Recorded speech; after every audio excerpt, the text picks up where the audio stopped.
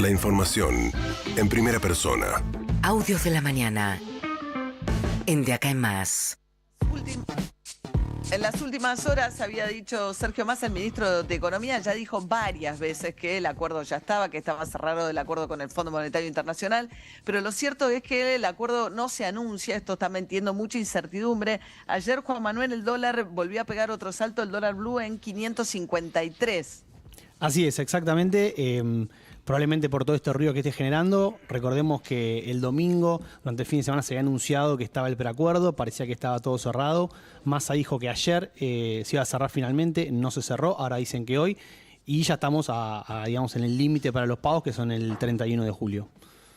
Sí, entran además de vacaciones, receso de vacaciones, el Fondo Monetario a partir del lunes, en todo caso habría que pagar con yuanes si es que el Fondo Monetario acepta esos yuanes. Y evidentemente hay algún ruido con las últimas medidas de Massa que no alcanzaron para que el fondo anunciara el acuerdo, y esas medidas que encarecieron las importaciones han dejado también mucha incertidumbre en la economía respecto a cómo se van a trasladar a precios. Escuchen a Antonio, el dueño de un corralón, hablando acerca de lo que está pasando ahora con los precios en este contexto.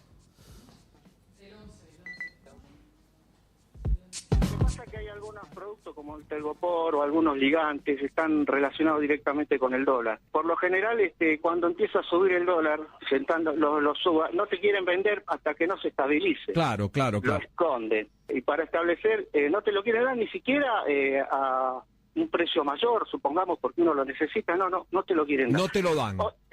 Otro, por ejemplo, el hierro. Los grandes distribuidores trabajan con el valor del dólar oficial. ¿Y qué pasa? Cuando la mayoría conseguimos el hierro sin ningún problema, pero entre un 20 y un 30% más caro, que es el valor del dólar blue. Claro. Entonces, vos vas al distribuidor y decís, qué sé yo, quiero 200 varillas, no te las quieren vender. Salvo que seas un cliente o una persona llegada. Bien, mientras tanto, ayer Agustín Rossi, el jefe de gabinete, que es además el compañero de vice de Massa, dijo que las dilaciones llevan semanas. Massa diciendo ya está listo, viene mañana, hay que ver, hoy es el último día, antes de las vacaciones en Washington. Dijo Agustín Rossi esto sobre las demoras. Hay una manera de llegar de negociar rápido con el fondo, que es aceptar las condiciones del fondo. Nosotros, siguiendo aquella máxima jaurechana que decía que no hay que ir al almacén con el manual del almacenero, fuimos a negociar con el fondo con nuestras ideas y defendiendo nuestra mirada sobre que tiene que ver con defender los intereses de los argentinos. El fondo tiene una mecánica y una formulita que aplica en todos los países. Bien, mientras tanto, Sergio Massa, el ministro de Economía, que a su vez es precandidato por Unión por la Patria a la presidencia, sin dar precisiones, porque la verdad es que ha hecho una cantidad de anuncios que no se cumplieron respecto a que ya está, ya se firma, ya viene, dijo lo siguiente. La usó para pagarle a fondos de inversión que querían salir de la Argentina y que vinieron en su momento a la Argentina a apostar contra la tasa de interés y que de alguna manera nos terminaron generando una fuga de capitales de la Argentina a la que a los argentinos solo les quedó la deuda. 45.000 millones de dólares que hoy tenemos que enfrentar, porque además esto es como una empresa. Acá hubo alguien que empezó a cambiar cheques, empezó a endeudarse en la tarjeta, después tomó deudas de juego, terminó en el usurero, porque era alguien que le gustaba el escolazo y no el laburo, no la producción. El escolazo y no el laburo, dice sobre Macri, evidentemente, ¿no? Y el que le había... ¿Cómo le había dicho Cristina Kirchner a Massa? Que era que le gustaba apostar, que era... Fullero. Fullero, ¿no? ¿Y este es el escolero? Y escolacero me parece que sería más, ¿no? Escolacero, Qué ¿no? buenas terminologías que están aplicando. Sí. Muy elevada. Lo complejizan. Sí. Un fullero y al otro le gusta el escolazo, un lenguaje muy antiguo, ¿no? Bueno, mientras tanto, hablando de eso decía Massa sobre el crédito que tomó Mauricio Macri con el Fondo Monetario. Después Hernán Lombardi, que es un diputado que trabaja muy cerca de Patricia Bullrich, hablando del Fondo Monetario, intentó aclarar después de lo que dijo Patricia Bullrich respecto de que ella pediría más crédito al fondo todavía, a la manera de Fernando de la Rúa, que pidió en su momento un blindaje y que terminó de la peor manera en el 2001. ¿Qué dijo Hernán Lombardi? Se hace una interpretación laxa de las palabras. Acá hay una cosa muy evidente, Jorge. En la Argentina está con el Banco Central con reservas negativas. Esto es evidente y es simplemente una constatación de la realidad. Entonces se empiezan a ver cómo empezamos a volver a una Argentina normal lo más rápido posible. Nosotros queremos salir del cepo lo más rápido posible, y en ese punto empiezan a discutirse alternativas que no se pueden discutir en profundidad porque no sabes cuál va a ser la magnitud de la catástrofe que te dejan, ¿no? Bien, ahí estaba diciendo, bueno, ¿cómo haces para abrir el cepo lo más rápido posible? Necesitas fortalecer las reservas del Banco Central, intentando explicar, Lombardi, por qué Patricia Bullrich dice que hay que pedirle todavía más plata al Fondo Monetario. Cosa que el Fondo Monetario, esa lección en la Argentina ya la aprendió, ¿no? Juan Manuel, darle plata para que después, si abren el cepo de golpe, se vayan esos dólares inmediatamente, con la demanda contenida enorme que hay en este momento en la Argentina.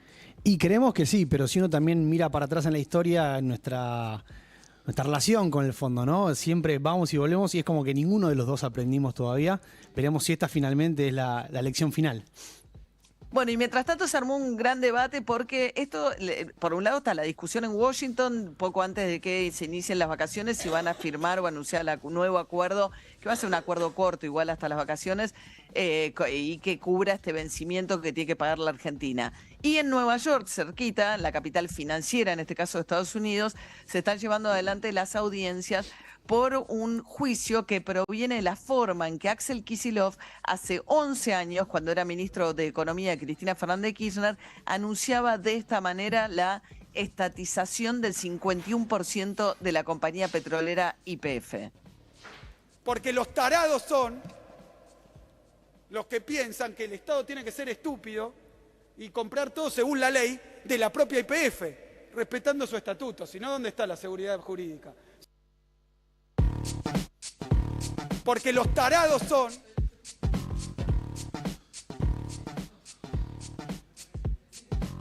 Bien, ahí lo que estaba ayer se hizo muy viral esto, porque él decía, si respeto el estatuto, los tarados son los que me obligarían a hacer una oferta por el 100%. Él le terminó haciendo una oferta y comprándole a la parte de Repsol y no a la totalidad de los accionistas. Pagó a Argentina en ese momento $5.000 millones.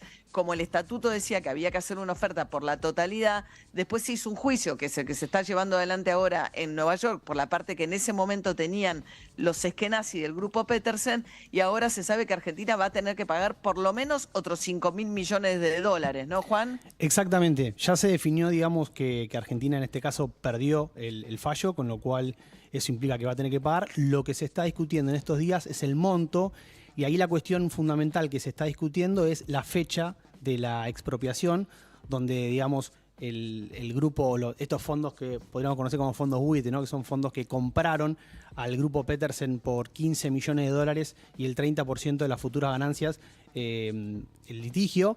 Lo que están diciendo es, mira, esto pasó el 12 de abril, fecha en la cual se anuncia y en la cual ya interviene la compañía. El gobierno dice, no, esto pasó a mediados de mayo, un mes después. Y la gran diferencia en ese mes lo que pasó es que se desplomó muchísimo las acciones de YPF, casi un 30%, por lo tanto eso te da una diferencia muy importante en cuanto al valor de lo que sería esta devolución. De mínima serían $5.000 millones, que es lo que está pidiendo el gobierno, de máxima serían $16.000 millones, un montón de plata, y sí, justamente, insisto, se está discutiendo ahora cuál va a ser ese monto. Sí, pensemos que hoy a valor de bolsa YPF vale $5.000 millones, con lo cual están discutiendo 3 veces el valor actual de la compañía, ¿no? En pago de compensación.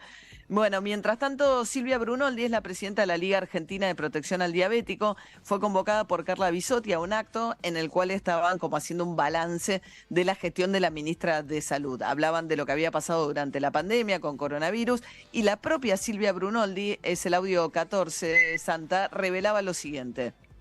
Soy Silvia Brunoldi de la Liga Argentina de Protección al Diabético, así que bueno, quería agradecer 2 cosas. Primero, en el marco que estamos hablando de la pandemia, quiero agradecer y felicitar a todo el foro, en lo personal, también a Carla, y que gracias a ella pude despedir a mi esposo, y luego el decreto que permitió que las personas pudiéramos despedir a nuestros familiares en sus últimos días, y no quiero imaginar lo que hubiera sido la pandemia sin un Ministerio de Salud, con solo una secretaría como era. Bueno, ella está tratando de agradecerle a Carla Bisotti diciendo, ¿se acuerdan que cuando Macri termina su gobierno era una secretaría y no era un ministerio? Entonces está diciendo, bueno, que gracias a Carla Bisotti. El problema es que en esto ella revela, y después siguió contándolo en más detalle, que su marido estaba muriendo de coronavirus en el sanatorio Anchorena, cuando todavía no existía el permiso para que los familiares pudieran despedirse de sus seres queridos. Recuerden que la provisión era total. Alguien se contagiaba de coronavirus y aunque su cuadro fuese empeorando, los familiares no podían ir a despedirse a esta persona, aun cuando ya a mí me pasó con un familiar, una familiar muy cercana.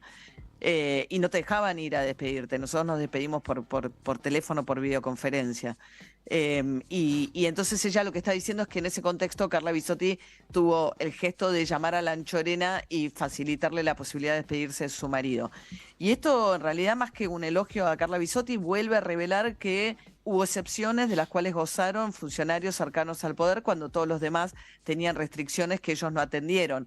Obviamente el cumpleaños de Fabiola Yáñez cuando estaba la cuarentena, obviamente lo de Ginés González García de permitir que se saltearan en la cola algunos pocos privilegiados para vacunarse cuando todavía no les tocaba el turno, y finalmente esta última revelación que hace esta médica de la Sociedad de Diabetes, que está intentando hablar bien de Bisotti, pero en el medio cuenta una intervención de Bisotti por alguien allegado a ella, cuando todos los demás no teníamos acceso todavía a eso, porque recién más tarde fue cuando Alberto Fernández permitió mediante decreto la posibilidad de que los parientes de los contagiados graves de coronavirus pudieran tener una excepción y visitarlos en el hospital. Bien, 7:13 de esta mañana, que tiene 7 grados 4 de temperatura, y vamos hoy